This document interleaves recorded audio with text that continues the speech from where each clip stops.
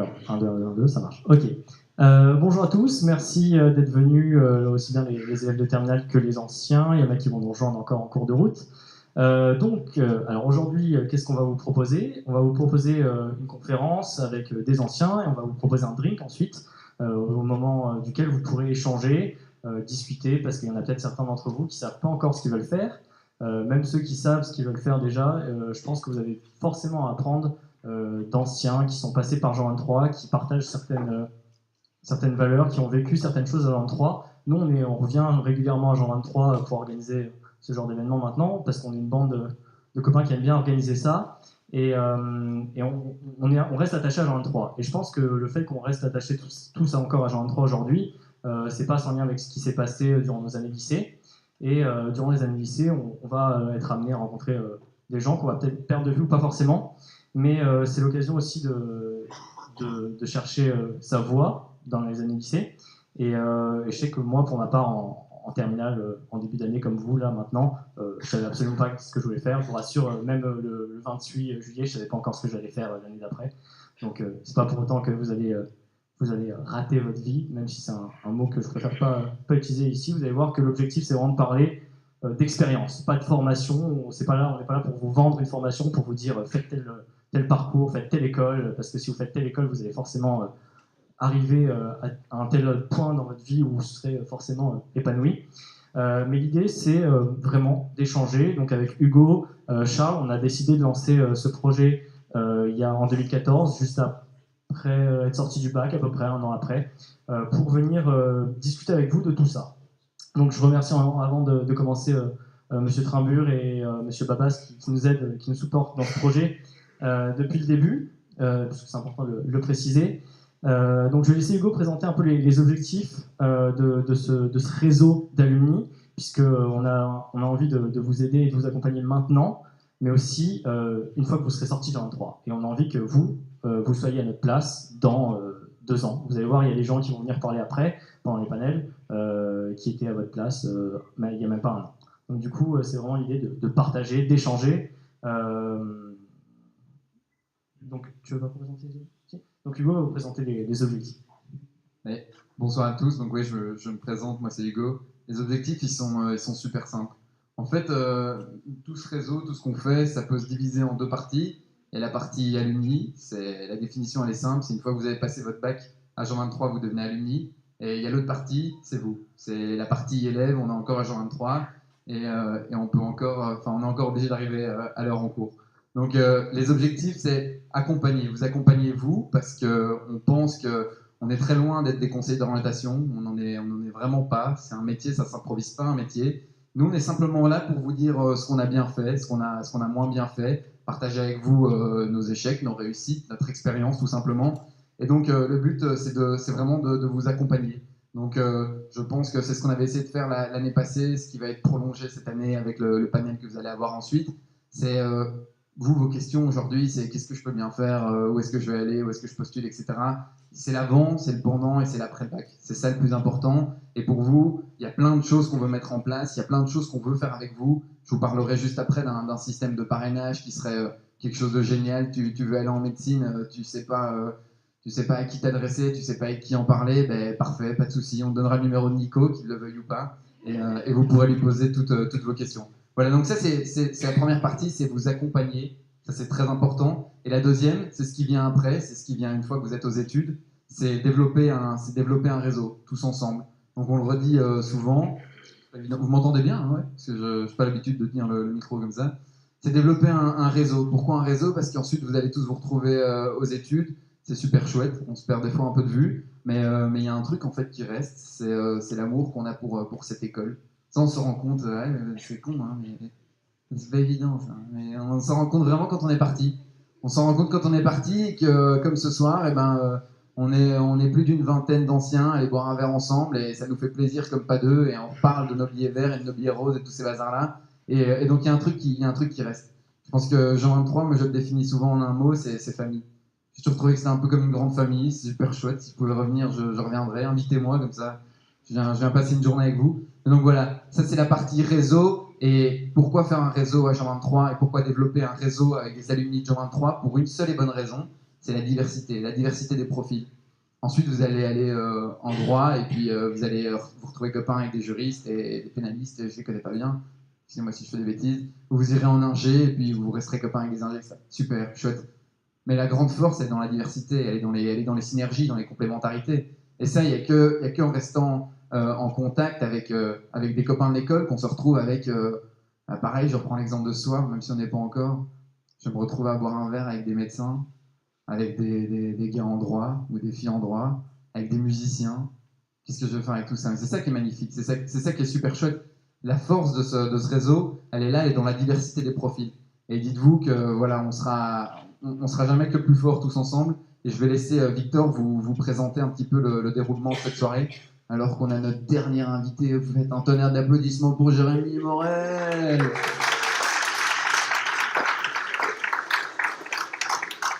En plus, c'est son anniversaire aujourd'hui, donc ça tombe bien. Le pauvre, on le fait venir travailler juste après la prépa ici. Et justement, il était à votre place. C'était la première génération à vivre le Limit Student qu'on a proposé il y a 2 ans maintenant. Et donc, du coup, ils viennent parler aujourd'hui. Et ça, c'est cool de voir ça, d'avoir des gens qui sont là pour nous motiver. Alors, donc, du coup, le programme de la soirée, comme l'a dit Hugo, on n'est pas des conseillers d'orientation, mais à force de discuter avec des élèves, aussi bien des élèves que des anciens, des étudiants qu'on rencontre, on arrive à dégager certaines idées, certains principes qu'on a envie de vous partager, puisque ça nous paraît essentiel. Donc sur comment ça se passe juste après, juste au moment où vous rentrez dans la vie étudiante, parce qu'il se passe plein de choses. Vous allez, comme l'a dit Hugo, pas forcément arriver à l'heure en cours, tout ça, c'est génial. Mais il y a aussi des inconvénients, vous allez voir. Juste après, il y a les panels. Donc il y a 4 personnes cette année qui vont venir parler de leurs études, alors plus de leur parcours et de ce qu'ils ont vécu autour de leur parcours, puisque c'est vraiment ce qui est important.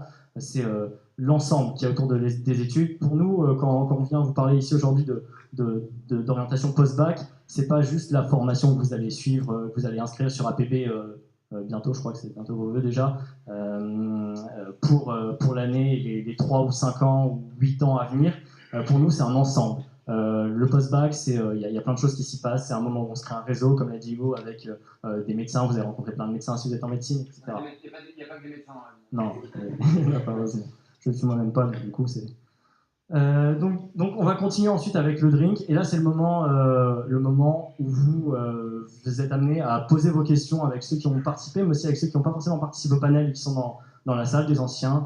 Il y en a de différents secteurs, donc on a prévu des tables par filière, et donc vraiment, nous cette année on a vraiment envie d'insister là-dessus, c'est de venir parler, même si vous savez déjà ce que vous voulez faire, venez leur poser des questions, venez leur demander, toi tu fais quoi, moi j'aimerais bien...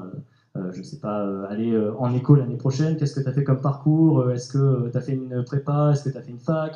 Vous allez voir, il y a plein de choses à découvrir en parlant juste avec ces anciens, et j'espère que vous serez amenés à poser toutes les questions, même les plus stupides, il n'y en a pas, vous serez amenés à le faire.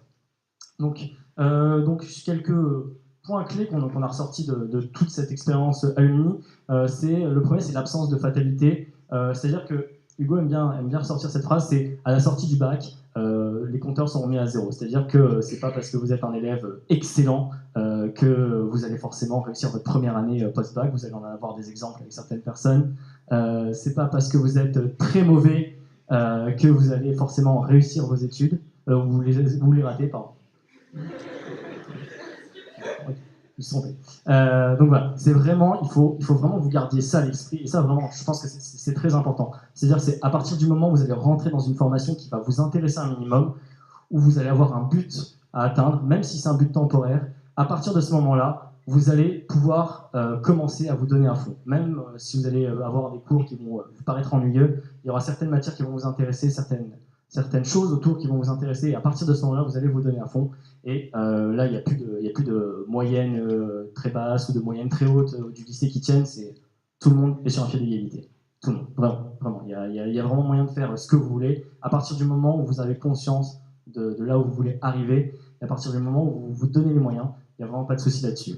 Qu'est-ce qu'on avait d'autre? La méthode de travail, c'est aussi un truc important, parce que ça change. Non, tu vas un peu trop vite là. C'est moi qui vais trop lentement.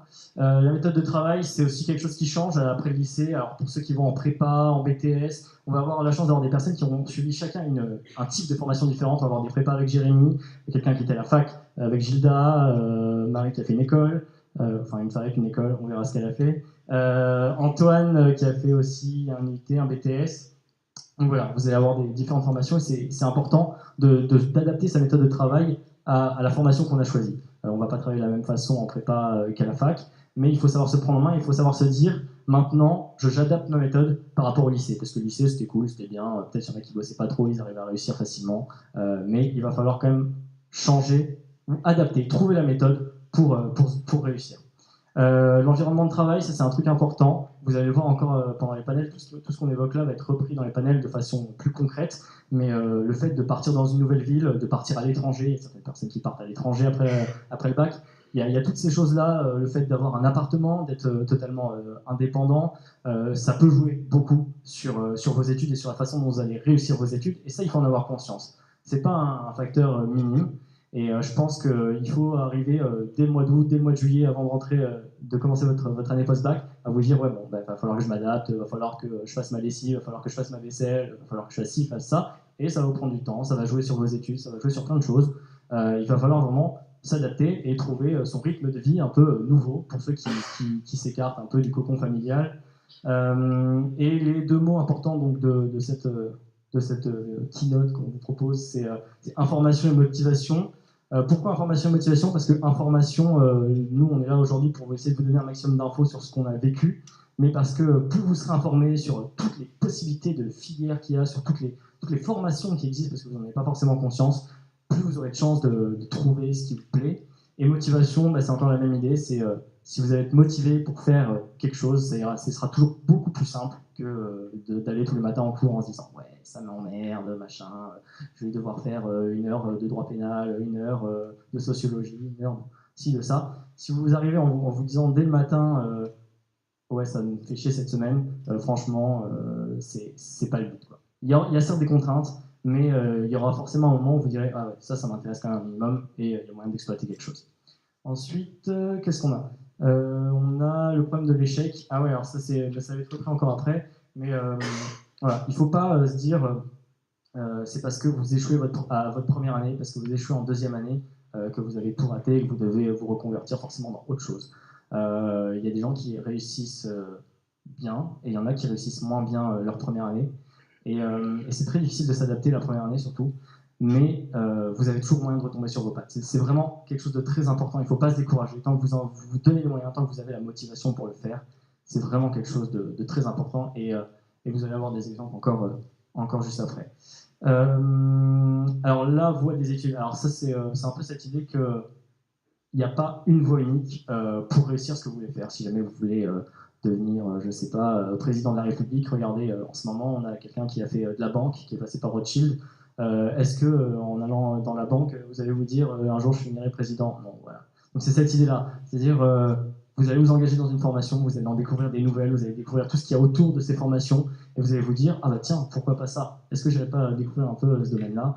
Voilà, il n'y a pas un seul chemin à prendre pour arriver là où vous voulez aller. Moi je vous donne un exemple très simple. Après le bac, j'avais envie d'aller dans une super université à Paris. Je me suis inscrit, voilà, j'ai pas été pris parce qu'au lycée je faisais le minimum, mais je m'en sortais, quoi. Je suis allé 3 ans à l'université en droit et après j'ai charbonné, j'ai travaillé en droit parce que ça m'intéressait. Aujourd'hui, qu'est-ce que j'ai fait? J'ai posé un dossier en master et je suis rentré dans cette école qui me faisait tant rêver à la sortie du lycée. Voilà. Alors bon, aujourd'hui j'en rêve un peu moins parce que je me rends compte que c'est pas si bien, mais c'est pas grave. Mais voilà, c'est juste pour vous illustrer le fait qu'il n'y a pas une seule voie possible pour faire ce que vous voulez faire. Vraiment, c'est important. L'expérience. Alors ça va être repris très bien par Antoine, je pense qu'il va illustrer parfaitement ce slide-là, mais c'est votre formation, il va y avoir plein de choses autour. Vous allez faire des stages, ça c'est vachement important, les stages. Vous allez monter peut-être des assos, vous allez faire des sorties, des soirées étudiantes, tout ça. Vous allez faire du sport, rencontrer des nouvelles personnes. Vous allez vous faire un réseau au sein de votre nouvelle école, de votre nouvelle faculté. Et ça, c'est quelque chose d'important. Parce que plus tard, vous pourrez vous servir de ce réseau pour avoir des stages, pour rencontrer des personnes. Voilà. Il y a une infinité de possibilités avec les personnes que vous allez rencontrer dans le supérieur. Il faut juste savoir s'ouvrir un peu et se dire, bah ouais, est-ce que je ne monterai pas un projet? Et au final, ce projet que vous avez monté 2 ans auparavant, et quand vous allez le poser sur votre CV, qu'il y avait quelqu'un qui va vous regarder pour votre première offre d'emploi, qui va se dire, ah ouais, il a fait un stage là, punaise. Ok, bon, c'est pas grave. Ça veut dire qu'il est bien, ça veut dire qu'il a les capacités, et on va le prendre. Voilà. Et donc ça, cette idée-là, c'est quelque chose de très important. Ça, c'est à Hugo de faire. Non, mais là, je vais être super bref. Donc, je vais juste cliquer. Il n'y a pas plus bref que cliquer. Donc, parce que Victor en a assez bien parlé. Je vais vite vous parler de l'Alumni Mentoring Programme. C'est un projet qu'on veut mettre en place à terme. Et ça, je pense que c'est vraiment le top du top pour vous. J'en parlais tout à l'heure. Le but, c'est de matcher un élève avec un étudiant. Alors, il est possible de matcher un élève avec plusieurs étudiants. Ça, on verra comment on le fait ensuite. Mais je pense on va lancer ce projet. On va essayer de le lancer cette année. On va commencer avec un petit échantillon d'étudiants. Et là, le but, il est super simple. C'est donc, vous avez plein de questions, vous êtes intéressé je reprends l'exemple. Allez, vous avez pas un autre exemple que la médecine? Un truc sympa. Un truc sympa. École de commerce, t'as pas autre chose? Ouais. Tout le monde fait des écoles de commerce. Quoi? Psycho, allez. Eh ben, ouais, en plus, c'est là que c'est génial. C'est génial là où justement il y a le moins de monde. Parce qu'en école de commerce, on trouvera plein de monde, en droit, on trouve plein de monde. En psycho, il n'y a, pas tant de monde qui fait psycho, mais il y a du monde qui fait psycho, et ça, c'est super. Et dans le réseau alumni, il y a plein de monde qui fait psycho. Parce que dans ce réseau alumni, il y a quoi on est à 600 membres. Donc c'est quand même assez important. Tu veux faire psycho, tu es intéressé, tu te poses plein de questions. Ok, tu sais pas à qui les poser. C'est normal, certains profs peuvent pas répondre à ces questions-là. Le logiciel qu'on utilise au CDI, il répond pas toujours parfaitement bien. Et ben pourquoi pas aller demander tout simplement à quelqu'un qui est en psycho. Et donc le but, c'est de vous matcher avec une personne qui est en psycho. Et il y aura tout un petit programme. Il y aura aussi toute une méthode d'évaluation pour nous, pour voir où vous en êtes, si ça vous plaît ou si ça vous plaît pas, ou si c'est en fait une autre filière auquel vous intéressez. Donc on vous permettra de prendre un grand virage à 180 degrés pendant le programme. Donc voilà, le but, c'est vraiment que vous puissiez apprendre et que vous puissiez dialoguer avec quelqu'un qui, lui, a toutes les réponses à vos questions, mieux que nous, mieux que quiconque, vu que lui, il est dedans et lui, il étudie ça. C'est ça la chose la plus importante. Ouais. Ouais. J'en parlerai. Je peux vous donner un exemple qui est quand même pas mal et assez familier pour moi, dont je suis assez proche. C'est mon frère, en fait. Mon frère, il est venu, donc Paul. Paul est venu il y a 2 ans, au premier Alumni Meet Students. Et bon, il n'est pas très bavard. Jérémy le dira peut-être mieux que moi. Il n'est pas très bavard, mais il s'intéresse à plein de choses. Et puis, au final, il ne sait pas du tout ce qu'il veut faire. Il est complètement perdu, puis il vient ici. Et en fait, on a Benjamin Bigot, qui est à HEC Montréal, qui est là et qui commence à. Bon, il avait la cote, hein, Benjamin, ce soir-là. Il a une dizaine de personnes autour de lui, il parle un petit peu avec tout le monde. Et finalement, il se retrouve à parler pendant 10 minutes avec mon frère. Et là, Paul se dit, bon, ok, ça me plaît. Et puis il se renseigne. Puis il appelle Benjamin. Puis ils vont manger ensemble une fois, puis 2 fois, puis ils se voient une 3e fois. Et aujourd'hui, Paul est à Montréal. Donc voilà, je pense que c'est un super bon exemple de ce qu'on veut arriver à faire. Quoi? Non, c'est. Quoi? Ah, c'était pour vous donner un petit exemple de ce à quoi on va arriver. Ça, je pense que c'est l'exemple parfait de. On a répondu à toutes tes questions et en plus d'y répondre, on t'a convaincu de faire pareil. Alors, on va passer juste au panel, mais je continue juste sur le mentoring programme. C'est vraiment le répertoire. On va essayer de vous envoyer le lien, de vous transférer le lien du répertoire à tous les terminales pour que vous puissiez voir un peu où sont les gens aujourd'hui et vous dire ah ouais, bah tiens, il y a peut-être une école qui m'intéresse ici, il y a peut-être quelque chose auquel je pensais et pourquoi pas aller discuter avec lui. Et donc, on va vous envoyer ça. Il y aura toute une liste de répertoires, vous allez voir. Alors, il y a des gens sur qui on n'a pas d'infos, il y a des gens sur qui on a des infos. Mais vraiment, regardez, il y a des profils divers et variés. Il y en a qui sont à Paris dans des super prépas, il y en a qui sont dans des super écoles en France, il y en a qui sont à l'étranger. Vraiment. Moi, je pense que ça vaut le coup, ce programme. Et l'important, c'est que vous veniez nous en parler, soit après le drink, et on prend vos noms, on viendra vous contacter, on va faire le nécessaire, soit sur Facebook, vous nous trouvez, ou vous venez, enfin, vous trouverez un moyen de nous contacter dans tous les cas. Mais vraiment, s'il y en a qui sont intéressés par ce programme, je pense que ça peut valoir le coup et ça peut aider dans certaines vocations, comme on l'a vu. Alors du coup, on va commencer tout de suite avec le panel et la première participante, la seule participante aujourd'hui, qui est Marie Delettre. Alors, ouais, Bonjour tout le monde. Alors, je suis contente de revoir certaines têtes lors du passage en classe. Je suis contente d'avoir fait mon petit été. Alors, je me présente, je m'appelle Marie. Et je vais donc du coup vous présenter un petit peu mon parcours, aussi bien au niveau des études supérieures que professionnelles. Tu peux zoomer? Ok. Donc ça, c'est mon bulletin de terminale. Alors, j'aimerais qu'on s'y penche un petit peu 2 petites minutes. Moi, je veux aucun tabou sur mes notes. Franchement, zéro. Alors, on va regarder mathématiques.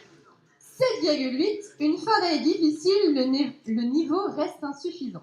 Bon, tu peux zoomer sur les autres? Parce que le reste, ça va, c'est correct. Physique, 3. Niveau très faible en dépit de la bonne volonté. SVT, 7. Les difficultés persistent, ensemble très fragiles. Voilà, donc ma moyenne générale était de 9,3. J'avais été encourageant, mais je devais faire mes preuves à l'examen. Alors voilà, maintenant j'aimerais m'adresser à vous. Avec ça, j'ai pu faire quoi? Quel est mon boulot? Alors, je vois du coup des regards qui se baissent. Est-ce que quelqu'un a peut-être une idée? Non? Attention, je vais aller au hasard. Bonjour.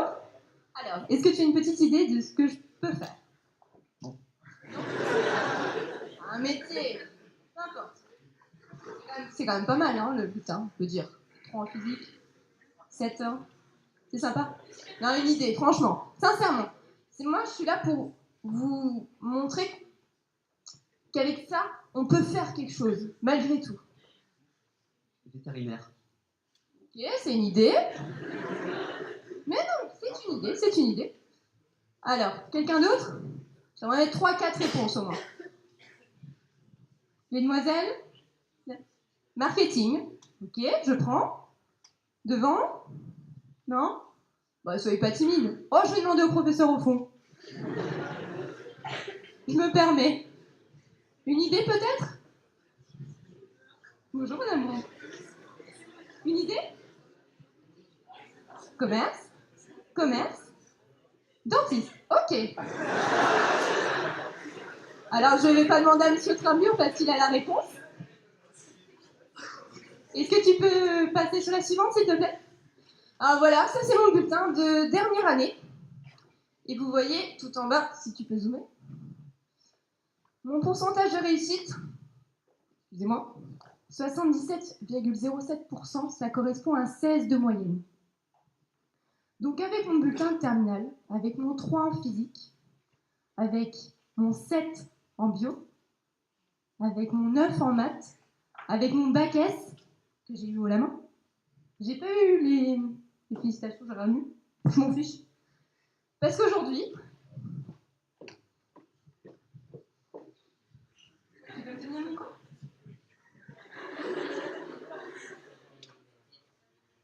Je vais jouer jusqu'au bout.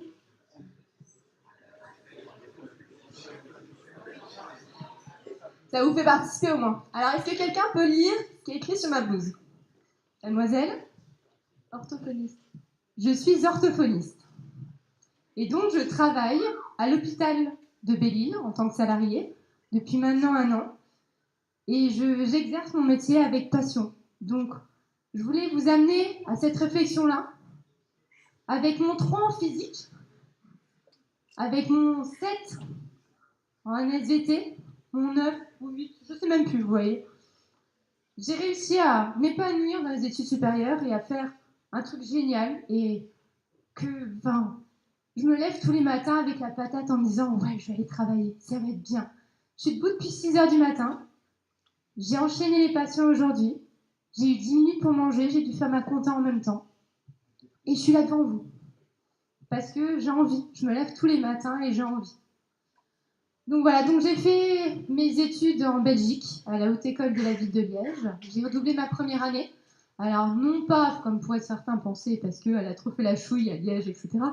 Non, parce que j'ai eu 9,5 en français. Et pour passer en 2e année en orthophonie, il faut 10.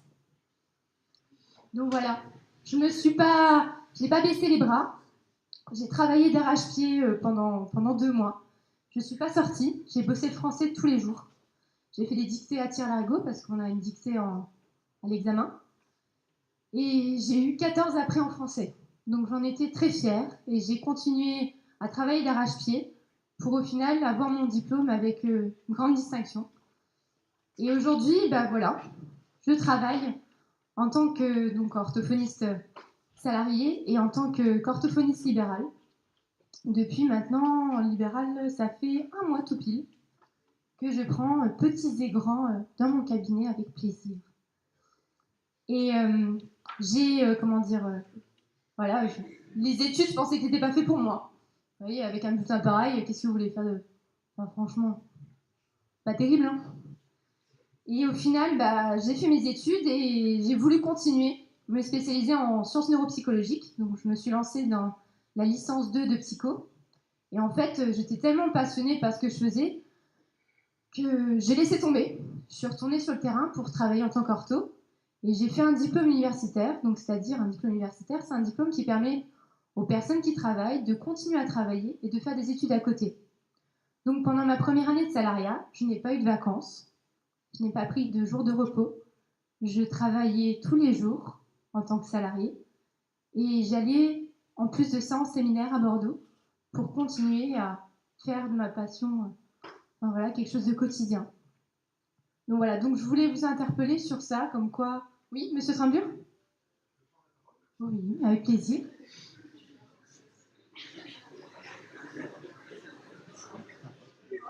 Alors, vous allez effectivement... Alors, je ne sais pas si Hugo va nous présenter ses bulletins ce soir. Vous avez... Il les a brûlés, surtout, en sortant. Vous avez rencontré un certain nombre de personnes ce soir. Vous avez déjà vu Victor, vous avez vu Hugo, maintenant Marie.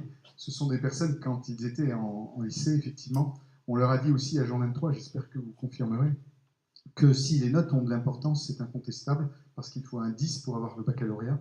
Il reste que toutes les appréciations dans la colonne de droite sont aussi importantes au moins. Et vrai ou pas? On vous l'a dit ou pas? J'espère. Ils n'osent pas dire non. Ils n'osent pas dire non. Et alors, il y en a un certain nombre d'entre vous qui sont venus souvent dans mon bureau. On a beaucoup discuté, Marie, tu te souviens, on a beaucoup discuté. Et il y a quelque chose auquel je crois, moi, véritablement, c'est que si les notes disent quelque chose de vous et de votre travail, il y a aussi ce qu'il y a dans le capot, sous le capot. C'est-à-dire, quand on ouvre, il y a toutes ces tripes. Et moi, je félicite Marie pour son parcours. J'ai déjà eu l'occasion des dizaines de fois de le faire. Je suis heureux aussi qu'elle soit là ce soir avec les autres. Mais vous avez des gens, quelque part, dans leur ordinaire, qui sont tout à fait exceptionnels. Et simplement parce qu'ils se sont donné les moyens de l'être. De l'être. Sans jeu de mots. De l'être. Pas mal, pas mal.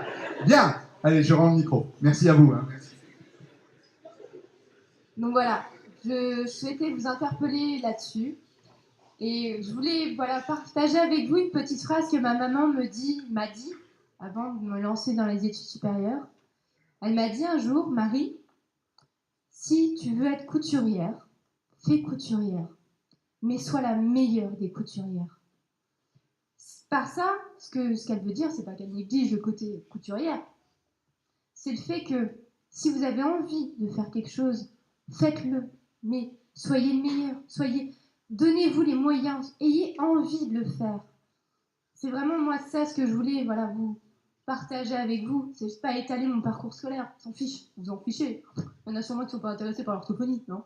Il y en a sûrement peut-être dans le lot qui ont des petits troubles de la déglution, de l'articulation, j'irai pas voir. Mais voilà, c'était partager ça avec vous. En espérant que j'ai pu attiser votre curiosité et que les suivants vont en faire tout autant.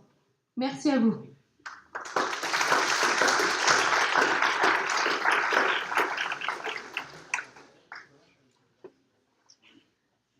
Bonsoir à tous. Alors moi c'est Antoine.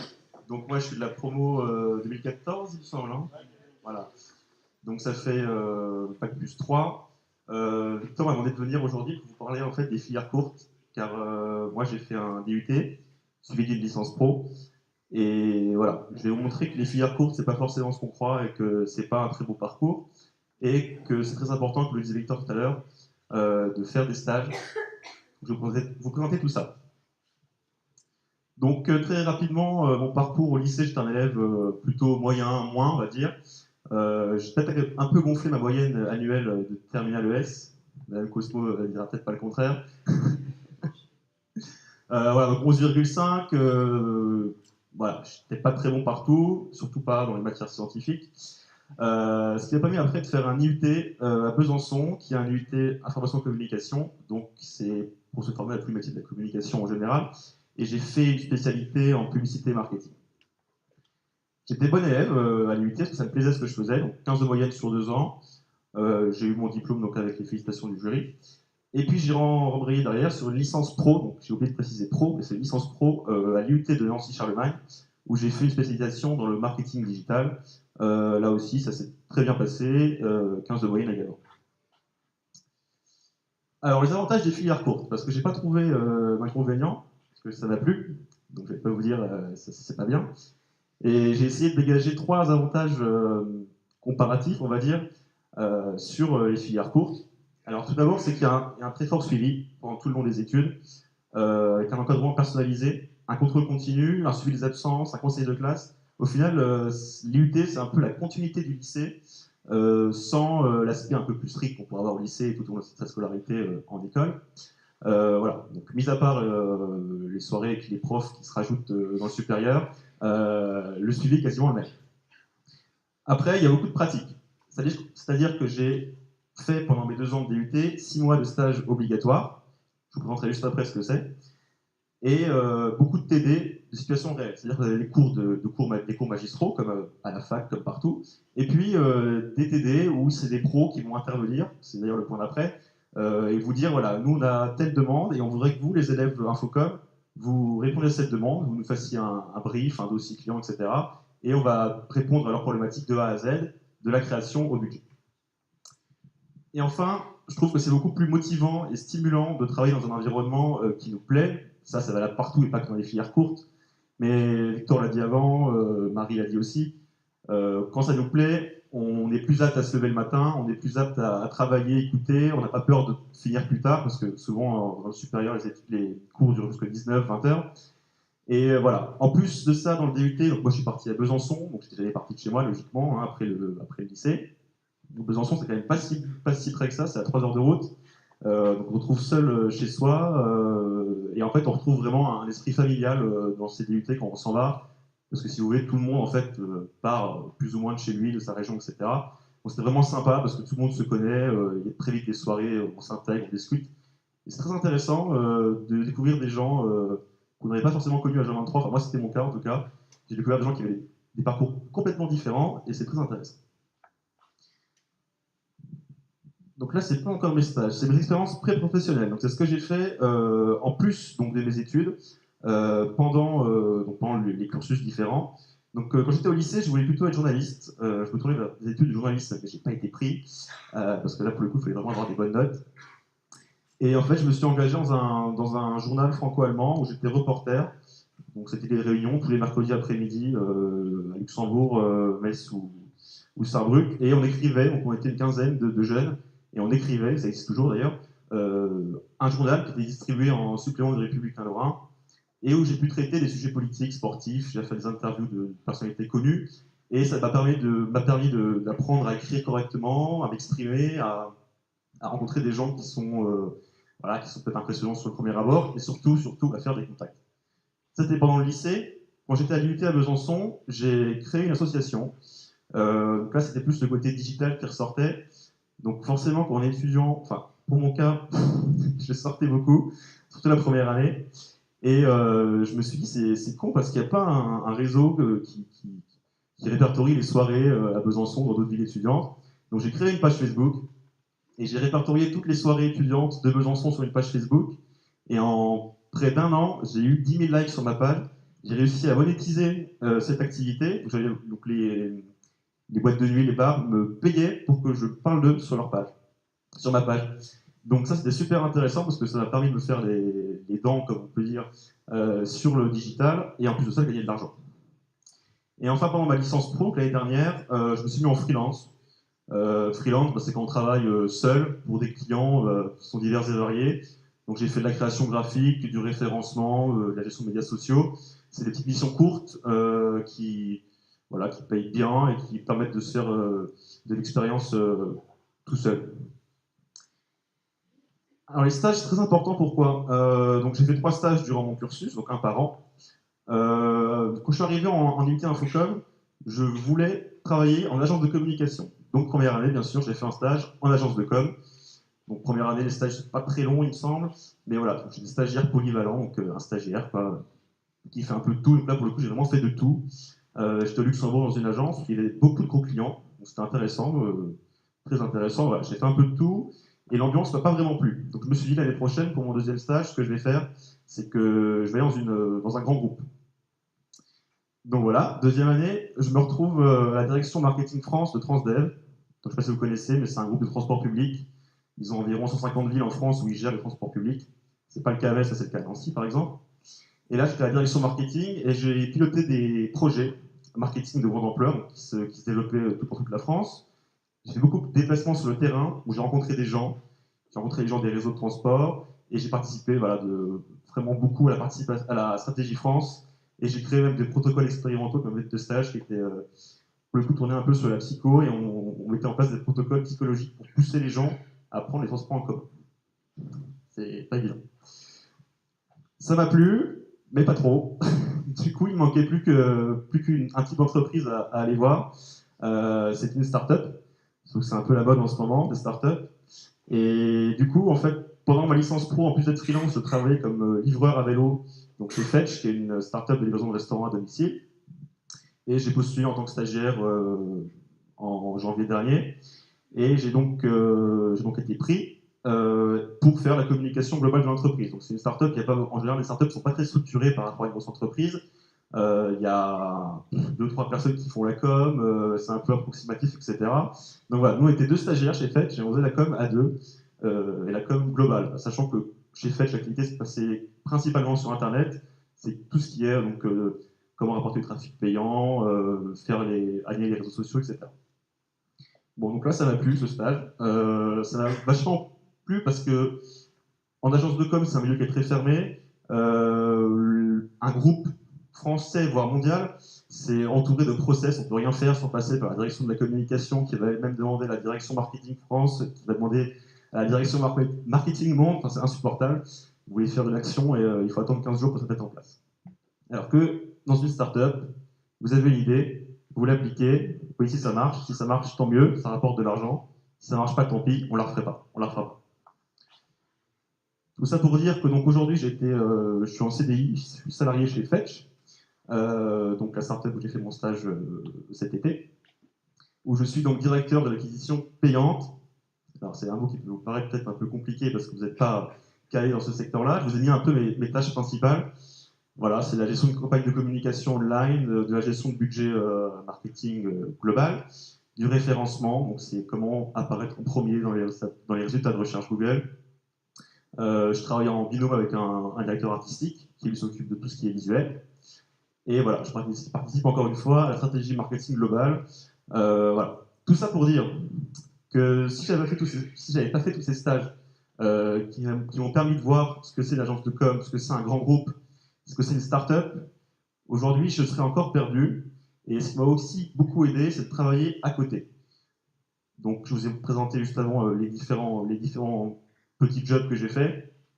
Et franchement, si vous avez une envie ou une idée de faire d'un métier que vous voulez faire plus tard, ce que je peux que vous inviter à faire, c'est de vous investir à fond dans ce domaine, dans cette idée. Aujourd'hui, il y a de plus en plus de jeunes qui sont encore au lycée ou même au collège. Des fois, j'ai lu un article hier d'un jeune qui a monté sa boîte alors qu'il est au collège. Avec Internet, on peut tout faire aujourd'hui. On peut se former sur Internet pour vraiment pas grand-chose. Et voilà.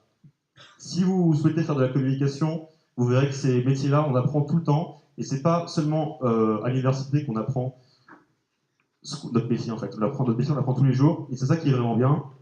Et je rejoins donc Marie qui est partie sur sur ce qu'elle disait que voilà, quand on fait quelque chose qu'on aime, et ben voilà, on n'a pas peur de se lever le matin, on n'a pas peur de faire des heures supplémentaires. Surtout en start-up, je ne vous cache pas que ça se fait des heures supplémentaires. En fait, toutes les heures sont comptées dans le salaire. Et voilà, quand ça nous plaît, il n'y a pas de souci. Donc je peux que vous inviter à vous investir à fond, et même si ça vous plaît pas à vos parents, si ça ne plaît pas à vos profs, etc. Il faut persévérer parce que c'est comme ça qu'on y arrive. Et voilà, je peux vous souhaiter que du bien. Merci.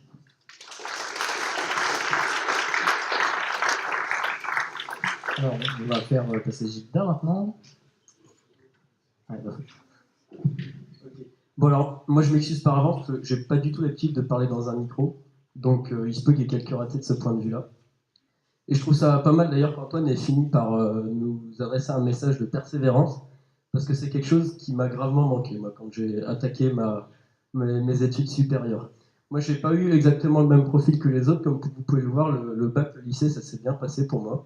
Et donc en passant mon bac, j'ai intégré une prépa à Paris, une prépa ECS. Donc pour préparer une école de commerce, c'était la prépa IPSUP, certains d'entre vous la connaîtront peut-être. Enfin bref, c'était une prépa bien cotée.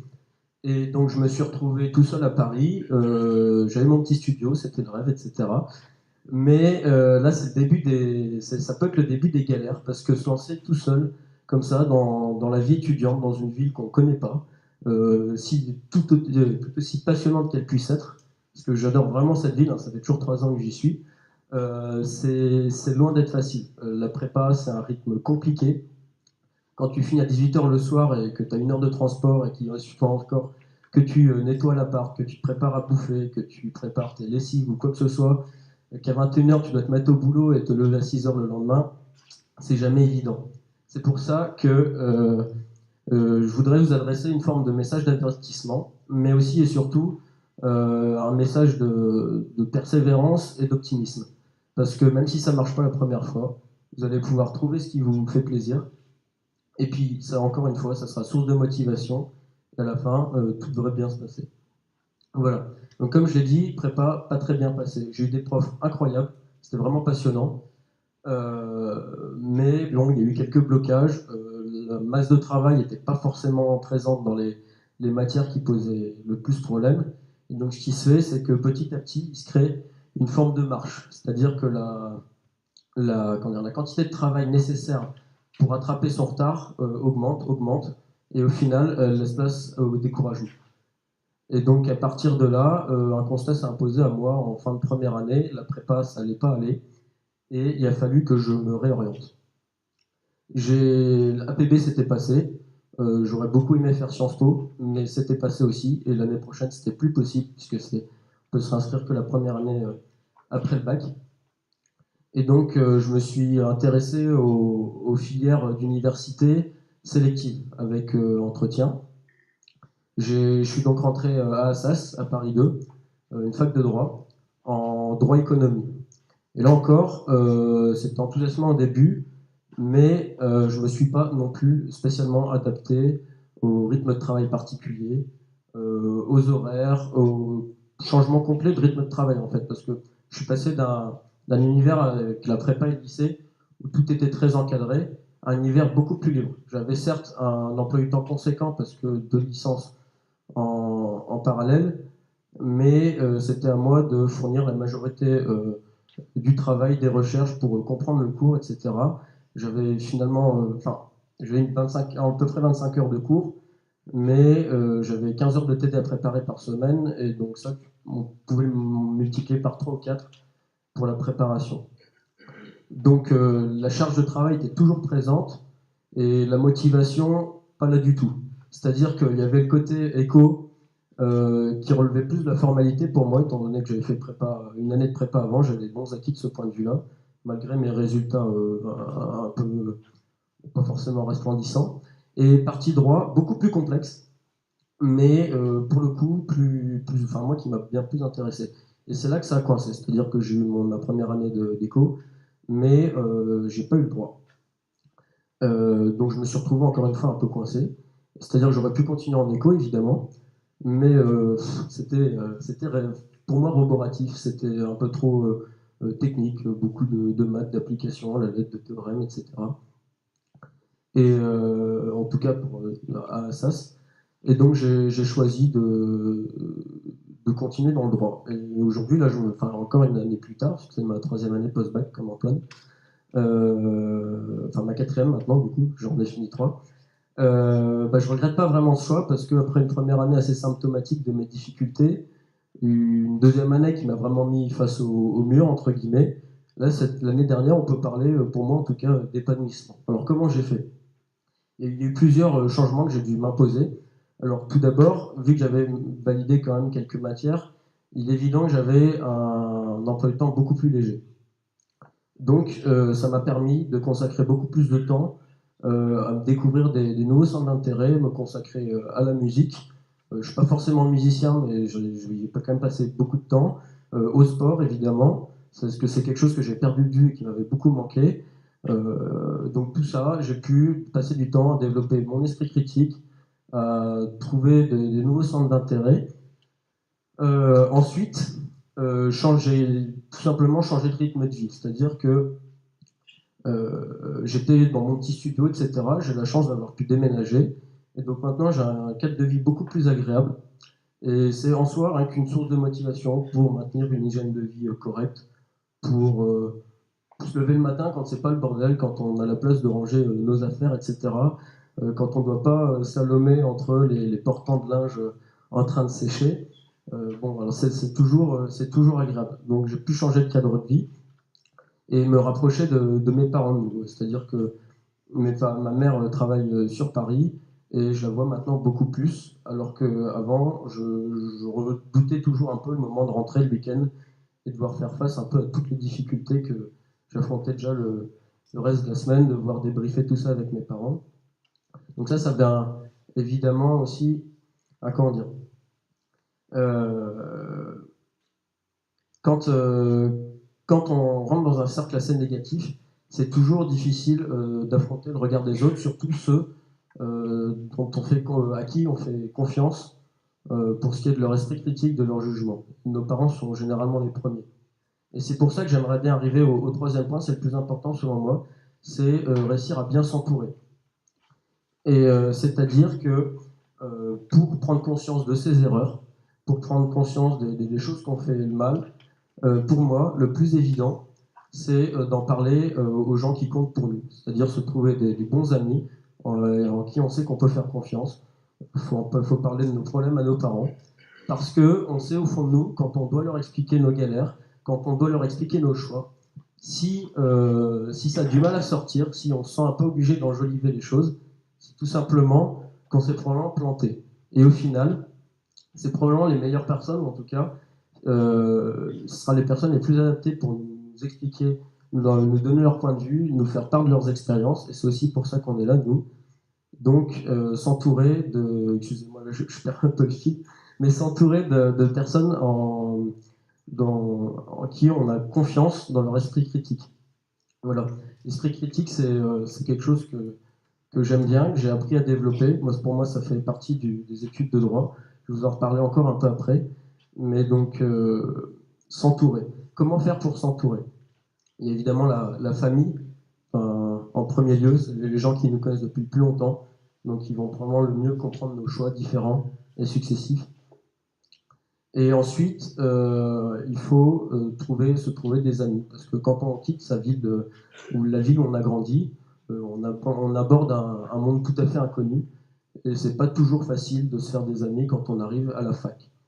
Alors pour ça, le plus simple pour moi, c'est les associations, qu'elles soient sportives, culturelles, musicales, vous trouverez forcément chaussures à votre pied, et ça sera vraiment l'occasion pour vous d'élargir vos cercles de connaissances, et donc déjà de vous inscrire dans la vie associative, et donc de la fac, rentrer dans une dynamique de projet, savoir chaque semaine qu'une fois que vous aurez fini votre journée de boulot, qu'elle finisse à 19h, 22h, ou même plus tôt, ça arrive à la fac de finir à 15h, ne vous inquiétez pas, vous aurez le temps de temps en temps de prendre votre vélo et de partir en balade.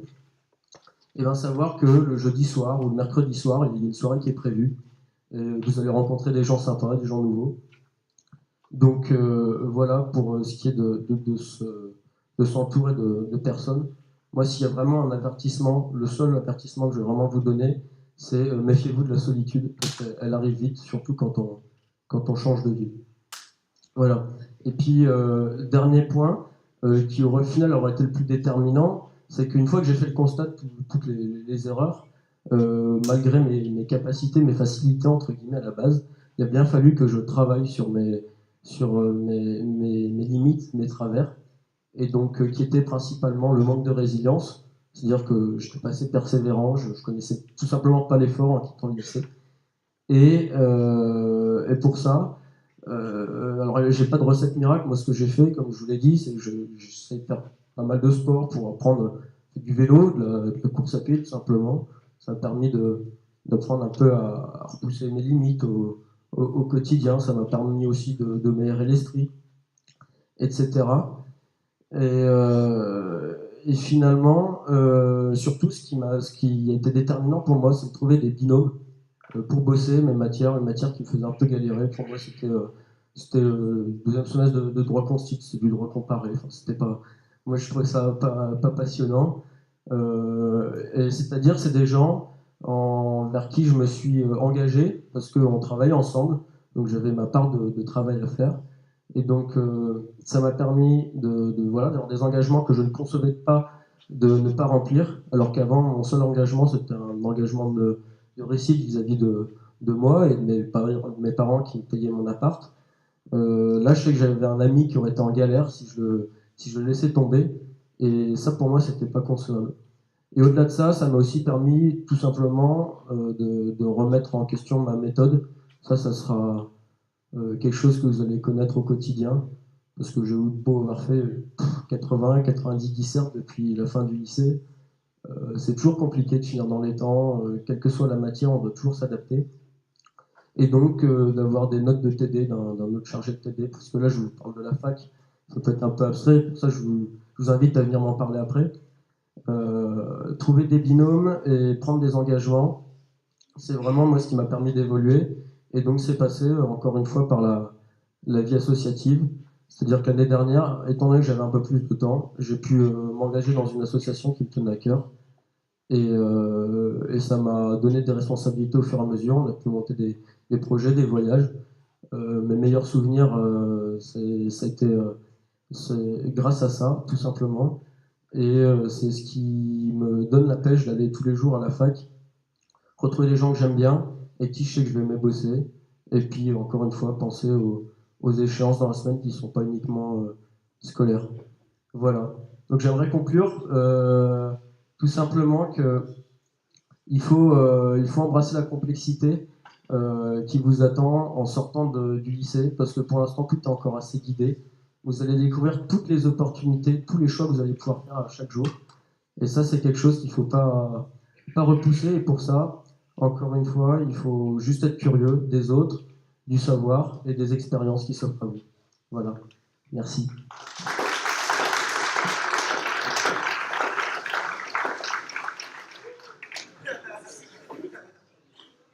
Bonsoir. Du coup, merci d'être venu déjà. C'est bon, ça part là ? Ok. Donc moi, je vais y aller très bref parce que ça fait 5 mois, 4 mois que j'ai passé mon bac. J'ai toujours pas le diplôme. Donc voilà. La prépa, c'est dur. Plus dur que vous pensez. Voilà, on va plutôt s'intéresser sur toute la première terminale. Donc moi, à la base, je devais pas du tout aller en ES.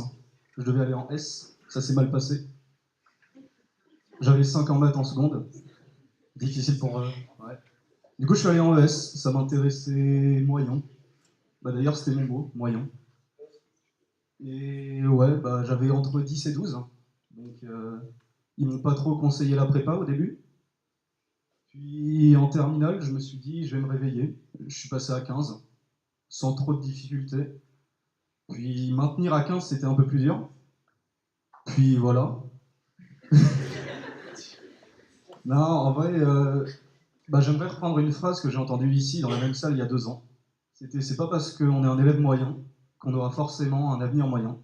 Donc ça, je l'ai entendu ici, par monsieur Godefroy. Du coup, ce qui m'a beaucoup aidé à, on va dire, changer de moyenne, c'est que j'ai bossé par binôme. Donc c'était avec Paul Godefroy, son frère. Et du coup, on faisait déjà du sport ensemble, on était dans la même classe, donc pourquoi pas réviser ensemble. Et ça a marché. Je me souviens, je bossais jusqu'à 3h du mat, on s'appelait, on se révisait nos cours. Bon, le lendemain, c'était dur, hein, mais au moins, ça marchait, je pense. Et pour le bac, j'ai fait la même chose, hein. Donc, on avait, pareil, des objectifs un peu mention très bien. Lui, il voulait aller à HEC Montréal. Bon, depuis pas longtemps, depuis qu'il a rencontré Benjamin. On s'est fixé des objectifs. J'ai eu mon bac avec 15,72. Ça fait mal. Donc, ouais, j'ai eu 20 en maths. C'est bien, hein. Ça change après. Donc voilà, lui, il a eu les notes qu'il fallait, il a eu mention bien aussi. On était tous les deux des élèves moyens, très moyens. On n'aurait pas du tout parié sur nous. Et au final, là, je suis dans une prépa qui me plaît, avec des gens qui me plaisent. Et lui, il est à l'autre bout de l'océan. Et le peu que j'entends parler de lui, même si on s'appelle souvent, et ben, ça lui plaît. Et donc c'est un peu le même esprit, il faut se donner des objectifs, pas perdre ça de vue et donner le maximum. Et pour l'instant, moi ça va. Du coup, voilà. Et puis on verra bien, mais voilà, faut se donner des objectifs, pas penser minimum. Puis voilà, on va se dire ça tranquillement. Et bah du coup, merci.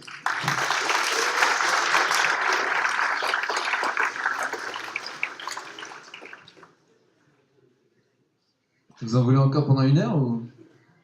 Non, hein. Bon, les questions, les garde pour après, parce que je sais que vous avez sûrement des questions et je veux pas vous mettre mal à l'aise, vous n'aurez pas de questions à poser devant plus de 100 personnes. 2-3 petites choses importantes encore. On y est presque, vous inquiétez pas, je vous ai pas embêté depuis le début, je vous embêterai pas maintenant, hein, je vous ai garanti.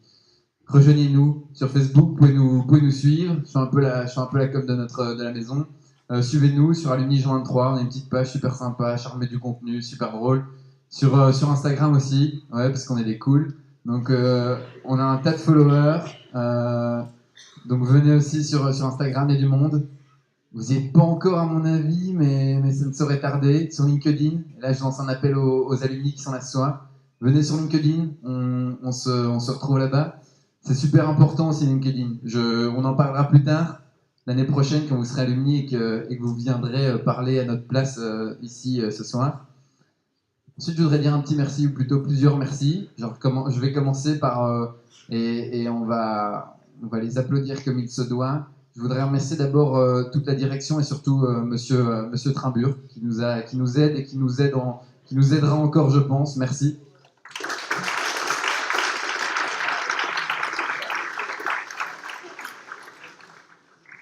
Ensuite, il y a le corps professoral, qui est... Alors là, on a triplé le nombre par rapport à l'année passée, donc c'est peut-être même quadruplé, donc c'est déjà bien. La croissance est là. Merci à vous aussi, les professeurs.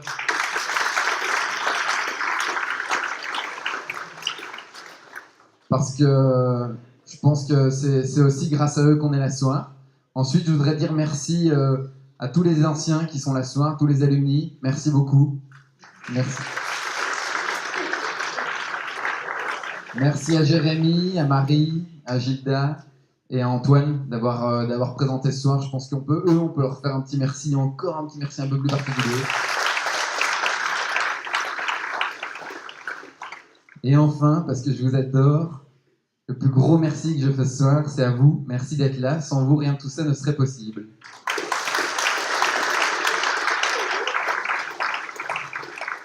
Et c'est pas fini, il y en a encore pour 45 minutes, pas beaucoup plus, ne vous inquiétez pas. Non, je rigole, on dit ça en 3 secondes. La conclusion, je vais peut-être pas me pencher trop sur mes slides parce que j'ai écrit des choses, mais j'en pense beaucoup plus. Le premier truc, c'est on est là et vous êtes là pour écouter, pour échanger, pour partager. En fait, l'objectif, en un mot, c'est qu'on apprenne. Nous, on apprend de vous, on espère que vous apprendrez un peu de nous, mais n'oubliez jamais aussi qu'on apprend beaucoup de vous. Et ça se traduit par une chose ensuite, c'est le futur, c'est toi. Alors, c'est assez explicite comme ça, je pense, mais c'est vraiment important. Le futur de ce... Lui, c'est le plus embêtant des anciens qu'on est, là, celui qui est en train de se lever. Et pourtant, c'est un de nos meilleurs copains.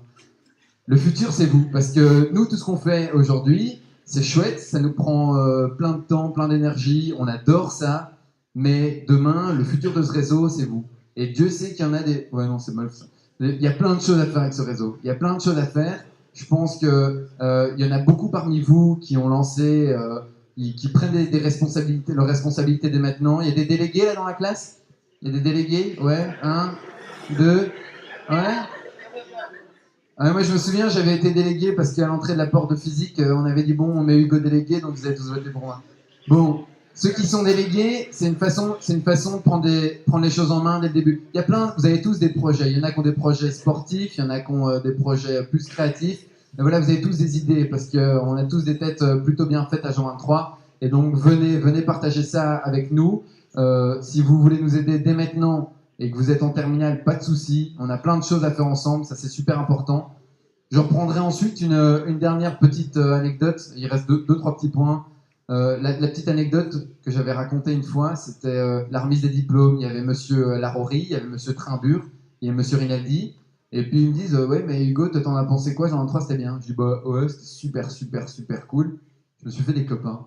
Et je pense qu'une nouvelle fois, je le redis, c'est ce qui nous amène aujourd'hui ici. Et si c'est ce que j'espère vous amènera à venir prendre notre place un jour, c'est que Jean 23, c'est cette grande famille. C'est super important de le mentionner. Et enfin, les interactions. On est là pour vous aider. Donc profitez de nous, comme on profite. Enfin, on profite pas de vous, mais allez vers les alumni. Allez vers les alumni que vous allez voir ensuite. Allez leur poser toutes vos questions. Je pense que... Et je demande une toute petite demi-seconde. Donc, aidez-moi parce que ensuite c'est fini, on va tous boire un verre. Je disais que, pour conclure, l'aventure alumni a démarré pour vous aujourd'hui. Vous êtes en plein dedans. Vous êtes autour de ce bac. Et puis ensuite, ce sera notre place. Profitez de ces alumni. On a tous des questions à se poser. Même ceux qui pensent être convaincus, qui savent ce qu'ils veulent faire, eh ben, ils ont des questions à poser. Donc, allez vers les alumni. On ira vers vous. Et enfin, je vais reprendre ce que je disais et que Jérémy a, paraît-il, retenu. C'est qu'il y a beaucoup d'exemples ce soir du fait qu'on peut être un élève moyen pendant toute sa scolarité et devenir très bon ensuite. Donc, on vous remercie. On vous dit à tout de suite. Merci beaucoup.